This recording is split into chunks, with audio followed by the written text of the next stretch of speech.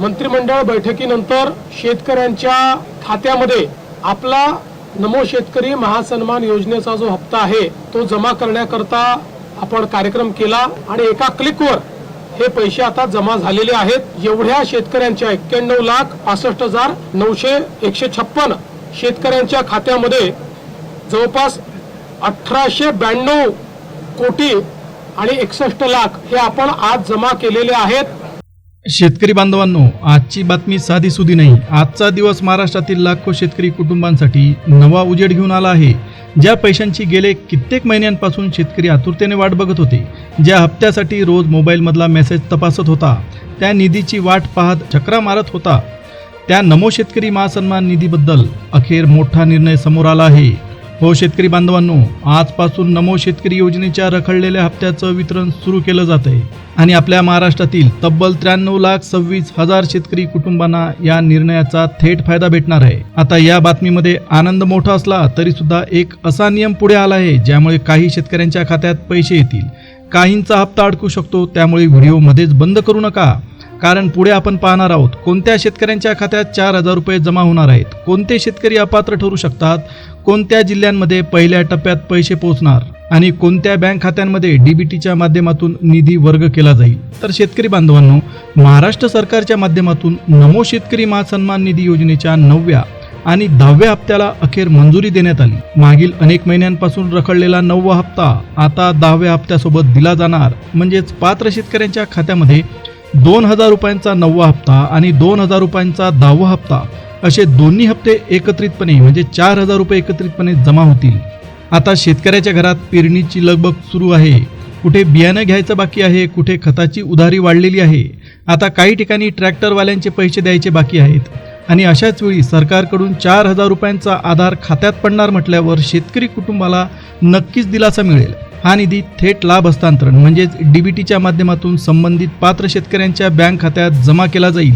आता यासाठी कोणत्याही एजंटला पैसे द्यायची गरज नाही, कुणाकडून फॉर्म भरून घ्यायची गरज नाही आणि कोणत्याही कार्यालयात वेगळा अर्ज करून धावपळ करायची गरज नाही। पण शेतकरी बांधवांनो, इथंच एक चिंताजनक अपडेट सुद्धा समोर आला। आज संपूर्ण महाराष्ट्रात एकाच वेळी वितरण होणार नाही। हो, तुम्ही अगदी बरोबर ऐकलत। आजच्या पहिल्या टप्प्यात राज्यातील सर्व जिल्ह्यांमध्ये पैसे जमा केले जाणार नसून फक्त 18 जिल्ह्यांमध्ये पात्र शेतकऱ्यांच्या खात्यात नमो शेतकरी योजनेचे 4,000 रुपये वर्ग केले जातील। आता प्रश्न असा पडतो, हे 18 जिल्हे कोणते आहेत? आपल्या जिल्ह्याचं नाव त्या यादीत येतंय का? आपल्या गावातील शेतकऱ्यांच्या खात्यामध्ये आज पैसे येणार का, की आणखी काही दिवस तुम्हाला वाट बघावी लागेल? या प्रत्येक प्रश्नाचं उत्तर तुम्हाला पुढे भेटणार आहे, त्यामुळे लक्ष दुसरीकडे जाऊ देऊ नका। राज्य सरकारकडून मिळालेल्या माहितीनुसार डीबीटीच्या सिस्टीममध्ये तांत्रिक भार वाढल्यामुळे निधी टप्प्याटप्प्याने पाठवण्याचा निर्णय घेण्यात आला। एकाच वेळी लाखो शेतकऱ्यांच्या खात्यात रक्कम पाठवताना सर्व्हरवर मोठा ताण येतो आणि काही बँकांचे व्यवहार संथ होतात, तर काही शेतकऱ्यांच्या आधार सीडिंगमध्ये टेक्निकल प्रॉब्लेम तयार होतात आणि याच कारणामुळे महाराष्ट्र सरकारने सर्व पात्र लाभार्थ्यांना एकाच दिवशी निधी पाठवण्याच्या ऐवजी टप्प्याटप्प्याने वितरण करण्याचा मार्ग स्वीकारला आहे। पहिल्या टप्प्यात निवडलेल्या 18 जिल्ह्यांमधील शेतकऱ्यांच्या खात्यामध्ये 9वा आणि 10वा हप्ता एकत्रितपणे जमा केला जाईल। बाकी जिल्ह्यांमधील शेतकऱ्यांनी घाबरून जायची बिलकुल गरज नाही, कारण पुढील टप्प्यांमध्ये उर्वरित जिल्ह्यांचं वितरण सुद्धा पूर्ण केलं जाईल।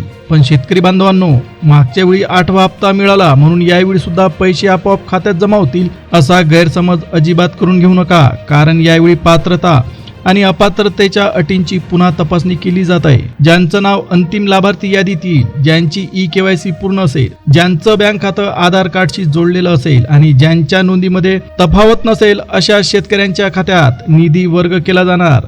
म्हणजे पैसा मंजूर झाला, वितरण सुरू झालं, जिल्ह्याचं नाव यादीत आलं, तरी सुद्धा तुमची वैयक्तिक पात्रता पूर्ण नसेल तर तुमचा हप्ता अडकू शकतो। आता तुम्ही लक्ष देऊ नये का, कारण की ही माहिती हजारो शेतकऱ्यांचा रखडलेला हप्ता पुन्हा सुरू करू शकते। आता सगळ्यात आधी शेतकऱ्यांची ई-केवायसी पूर्ण असणं अनिवार्य आहे। ज्या लाभार्थ्यांनी अजूनही नमो शेतकरी आणि पीएम किसान योजनेची ई-केवायसी पूर्ण केलेली नाही, त्यांच्या खात्यात 4,000 रुपयांचा हप्ता लगेच जमा होण्याची शक्यता कमी राहील। त्यामुळे जवळच्या सीएससी केंद्रावर, अधिकृत पोर्टलवर किंवा उपलब्ध सुविधेच्या माध्यमातून ई-केवायसीची स्थिती तुम्ही एकदा तपासून घ्या। दुसरा सर्वात महत्त्वाचा मुद्दा म्हणजे तुमचं बँक खातं आणि आधार जोडणी। तुमचं बँक खातं आधार कार्डशी जोडलेलं नसेल, NPCI मॅपिंग पूर्ण नसेल किंवा आधार सीडिंग ॲक्टिव्ह नसेल तर डीबीटीची रक्कम तुमच्या खात्यात येताना अडचण होऊ शकते. अनेक शेतकरी म्हणतात माझी KYC पूर्ण, नाव यादीत, तरी सुद्धा हप्ता का आला नाही. पण बँकेत तपासणी केल्यावर समजतं की आधार कार्ड एका खात्याशी लिंक तर डीबीटी दुसऱ्या खात्याकडे वळलेलं आहे. काहींचं खातं बंद पडलेलं, काहींचा मोबाईल नंबर बदललेला, काहींच्या आधारमधील नाव आणि बँक खात्यामधील नावामध्ये अक्षरांची तफावत, अशा छोट्या चुका शेवटी मोठा आर्थिक फटका देऊ शकतात. म्हणून आजच आपल्या बँक शाखेत जाऊन 3 गोष्टी तपासा.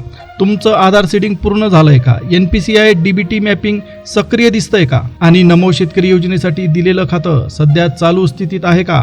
ही 3 कामं नीट झाली तर पैसे जमा होण्याच्या प्रक्रियेत कोणताही अडथळा येणार नाही. आता पात्रतेचा पुढचा नियम सुद्धा लक्षात घ्या. उत्पन्नाशी संबंधित नोंदी आणि शासनाने ठरवलेल्या अपात्रतेच्या निकषांची तपासणी केली जाणार. ठरवलेल्या उत्पन्न मर्यादेपेक्षा अधिक उत्पन्न असलेले, आयकर भरणारे किंवा योजनेच्या अपात्र श्रेणीमध्ये येणारे काही लाभार्थी तात्पुरते रोखले जाऊ शकतात.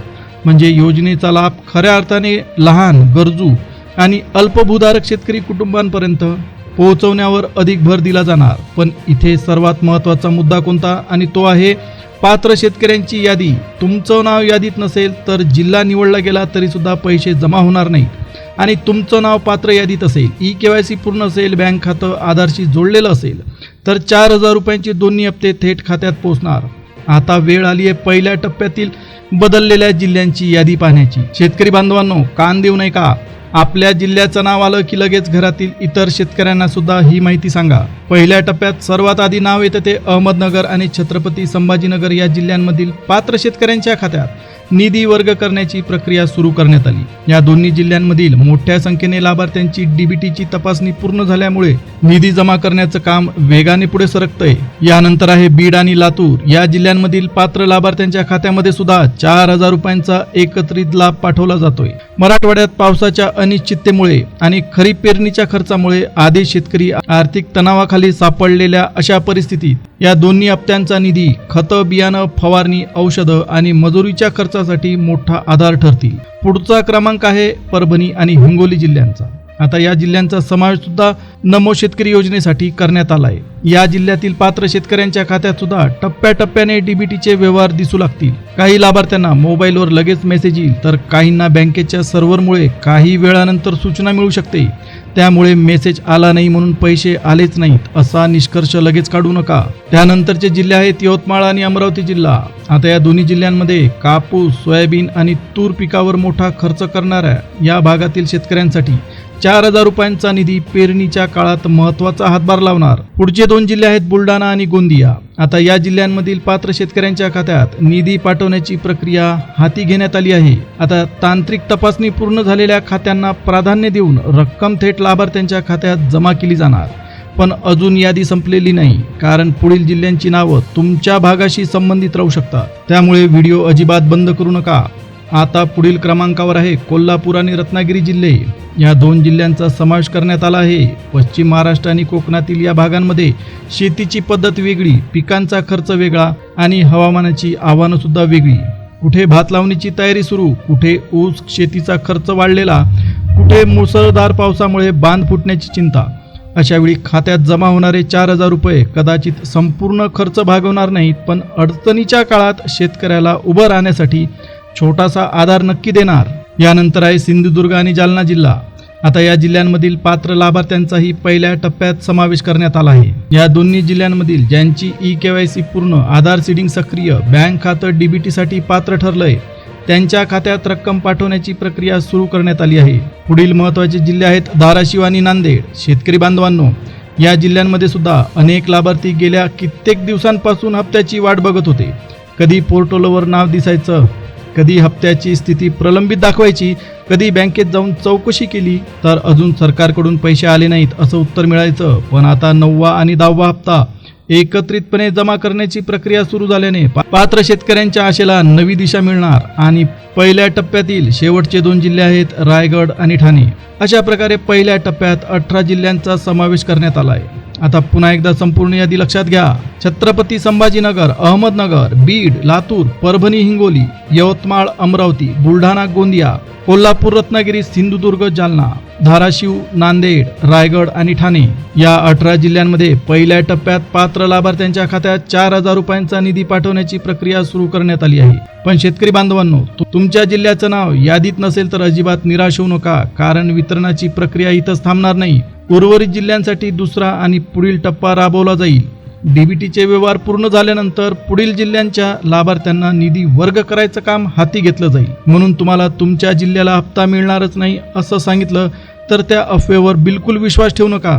जिल्ह्यांची यादी टप्प्यानुसार बदलू शकते, पण तुमची पात्रता व्यवस्थित असेल तर पुढील वितरणामध्ये तुमचा लाभ मिळण्याचा मार्ग मोकळा राहणार. आता शेतकरी बांधवांनो, सर्वात मोठा प्रश्न, पैसे खात्यात जमा झाले की कसं समजणार?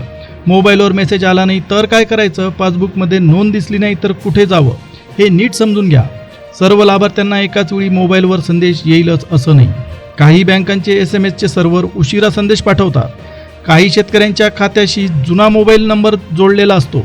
काहींच्या मोबाईलमध्ये नेटवर्क नसतं. तर काही वेळा पैसे खात्यात जमा झालेले असतात पण बँकेचा SMS उशिरा पोहोचतो. म्हणून मोबाईलवर संदेश दिसला नाही म्हणून लगेच हप्ता आला नाही असं समजू नका. सगळ्यात आधी आपल्या बँकेच्या अधिकृत मोबाईल ॲपमधून शिल्लक तपासा. मोबाईल बँकिंग ॲप वापरत नसाल तर जवळच्या ATM वर जाऊन तुम्ही मिनी स्टेटमेंट काढा. ATM जर उपलब्ध नसेल तर बँकेच्या शाखेमध्ये जाऊन पासबुक अपडेट करून घ्या. आधारशी जोडलेल्या खात्यात डीबीटीचे व्यवहार दिसताय का हे बँक कर्मचाऱ्याला स्पष्टपणे विचारा, कारण अनेक वेळा शेतकरी एका बँकेचं पासबुक घेऊन तपासतो पण डीबीटीची रक्कम दुसऱ्याच आधार लिंक खात्यात जमा झालेली असते. आता उदाहरण घ्यायचं झालं तर शेतकऱ्याने अर्जामध्ये एका बँकेचा खाते क्रमांक दिलेला पण NPCI मध्ये दुसऱ्या बँकेचं खातं ॲक्टिव्ह. अशा वेळी सरकारी रक्कम NPCI मध्ये सक्रिय असलेल्या खात्याकडे वळू शकते. म्हणून फक्त अर्जात दिलेलं खातं नव्हे तर आधारशी जोडलेली सर्व सक्रिय खाती, ॲक्टिव्ह खाती एकदा तुम्ही तपासून घ्या. आता आणखी एक महत्त्वाची गोष्ट, काही लोक सोशल मीडियावर सांगतील की हप्ता 3,000 रुपयांचा मिळणार. कुणी म्हणेल 6,000 रुपये एकदा जमा होतील. कुणी सांगेल पैसे मिळवण्यासाठी लिंकवर क्लिक करून फॉर्म भरा. पण अशा लोकांपासून तुम्ही सावध राहा. नमो शेतकरी योजनेच्या नावाखाली बनावट लिंक पाठवून आधार क्रमांक, बँक खातं, ATM कार्ड आणि OTP मागणाऱ्या फसवणुकीच्या घटना घडू शकतात. सरकारी हप्ता मिळवण्यासाठी कुणालाही ATM पिन सांगायची गरज नसते. OTP शेअर करायची गरज नसते. कोणत्याही अनोळखी ॲपमध्ये बँक माहिती भरायची गरज नसते. आणि सर्वात महत्त्वाचं, सरकारच्या नावानं आलेल्या प्रत्येक WhatsApp लिंकवर क्लिक करायची सुद्धा गरज नसते. नमो शेतकरी योजनेचा 9वा आणि 10वा हप्ता सरकारने 14 बँकांमध्ये जमा करण्याचे स्पष्ट आदेश दिलेले आहेत. आता त्या नेमक्या 14 बँका कोणत्या याच्याबद्दलची आपण आता डिटेल माहिती घेऊ. तर शेतकरी बांधवांनो, तुम्ही लक्षपूर्वक ऐका. सर्वात पहिल्या क्रमांकावर आहे युनियन बँक ऑफ इंडिया, त्याच्यानंतर सेंट्रल बँक ऑफ इंडिया, त्याच्यानंतर आहे Indian bank, bank of Baroda, 5व्या नंबरवर आहे युको बँक, IDBI बँक. आता पुढची बँक आहे आपल्या शेतकऱ्यांची आवडती बँक, बँक ऑफ महाराष्ट्र, आपली पोस्ट ऑफिसची India post payment bank, federal bank. आता पुढची बँक आहे इंडसइंड बँक आणि त्यानंतर नंबर लागतो आपल्या RBL बँकेचा. 13व्या नंबरवर आहे कर्नाटक बँक आणि 14व्या नंबरवर आहे AU स्मॉल फायनान्स बँक. अशा प्रकारे पहिल्या टप्प्यात 14 बँकांच्या पात्र खात्यामध्ये निधी वर्ग करण्याची प्रक्रिया राबवली जाईल. पण पुन्हा एकदा लक्षात ठेवा, तुमच्या बँकेचं नाव या पहिल्या यादीमध्ये नसलं तर याचा अर्थ तुम्हाला लाभ भेटणार नाही असा होत नाही. इतर बँकांमधील डीबीटी व्यवहार पुढील टप्प्यांमध्ये पूर्ण केले जाऊ शकतात. बँकेचा सर्व्हर, खात्याची तपासणी, आधार मॅपिंग आणि लाभार्थी डेटामधील तफावत यावर व्यवहाराचा वेळ अवलंबून राहील. म्हणूनच एका गावातील 2 शेतकऱ्यांपैकी एकाच्या खात्यात सकाळी पैसे येऊ शकतात तर दुसऱ्याच्या खात्यात संध्याकाळी किंवा पुढच्या टप्प्यामध्ये रक्कम दिसू शकते. याचा अर्थ दुसरा शेतकरी अपात्र ठरला असा निष्कर्ष लगेच काढू नका. आता या हप्त्याचा शेतकऱ्याला नेमका काय उपयोग होणार? शेतकरी बांधवांनो, 4,000 रुपये एकाला कदाचित कमी वाटत असतील, पण खरीप हंगामाच्या सुरुवातीला त्या 4,000 रुपयांची किंमत खूप मोठी ठरते. त्या पैशात एखाद्या शेतकऱ्याला सोयाबीनचं बियाणं घेता येईल, कुणाला तुरीचं बियाणं घेता येईल, कुणाला युरियाची पोती विकत घेता येतील, कुणाला फवारणीचं औषध घेता येईल, तर कुणी ट्रॅक्टरच्या डिझेलचे पैसे भरेल. अशा पद्धतीने 4,000 रुपये तुमच्यासाठी महत्त्वाचे ठरतील. तर शेतकरी बांधवांनो, ही होती नमो शेतकरी योजनेच्या 9व्या आणि 10व्या हप्त्याची अत्यंत महत्त्वाची माहिती. तुम्हाला जर व्हिडिओ आवडला असेल तर व्हिडिओला एक लाईक द्या. जवळच असलेल्या बेल नोटिफिकेशनला तुम्ही ऑलवर सेट करा. जर चॅनलला सबस्क्राईब केलं नसेल तर चॅनलला तुम्ही पटकन सबस्क्राईब करून घ्या. आता आपण पुन्हा भेटूया एका नवीन व्हिडिओमध्ये नवीन अपडेटसह. तोपर्यंत धन्यवाद.